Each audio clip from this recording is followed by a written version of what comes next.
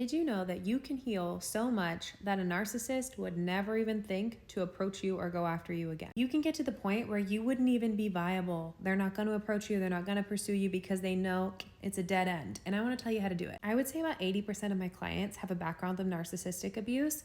And one of them, I'll call her client R, came to me when she had been in a 10-year narcissistically abusive relationship. And she was a psychiatrist. So she understood it to a degree, but when she was in it, it was very hard to understand because that person is constantly confusing you. So here's what we did for her, which, by the way, spoiler alert, she's in a happy, healthy, secure relationship.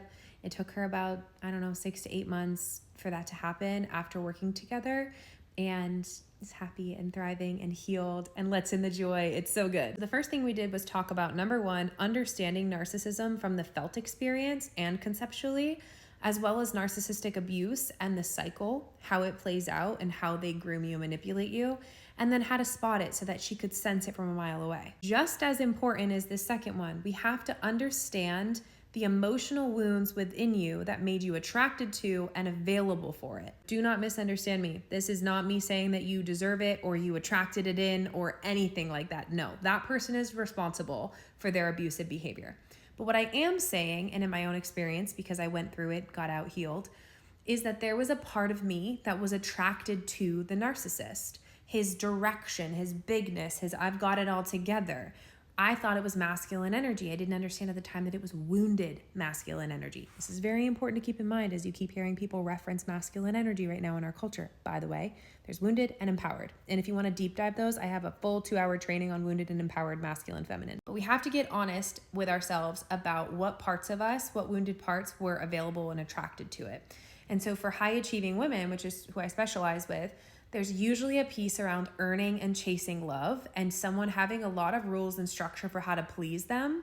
And you now feel like you can achieve that and you can be perfect enough to get them to choose you and love you. And in my work with my clients, I teach them how to move those emotional wounds through their body, reparent them, heal them, and do this next thing, calibrate to healthy love standards.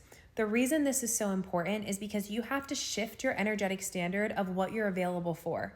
You get what you tolerate, not what you say you want. Let me just say that one more time. You get what you tolerate, not what you say you want. So we have to recalibrate to healthy love standards so that when people are not treating you well, you've done enough internal healing work to not disrespect yourself and tolerate it and actually hold the bar for healthy love.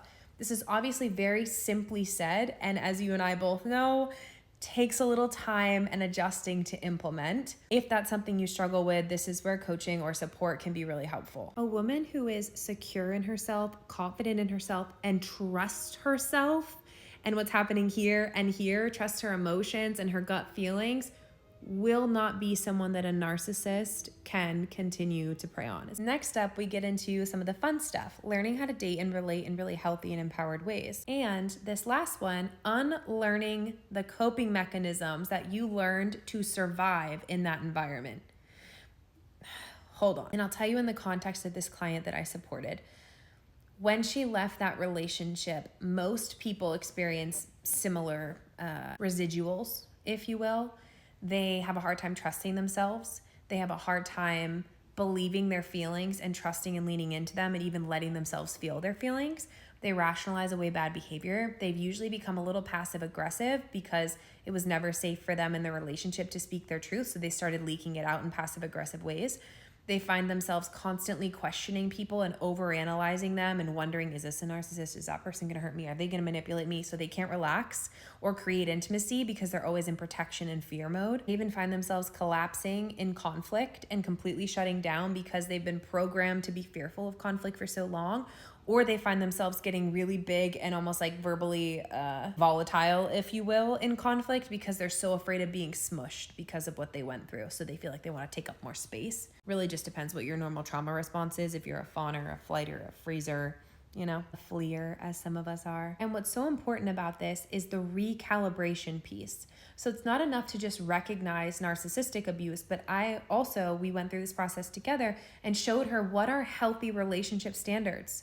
And how do you hold the bar for that?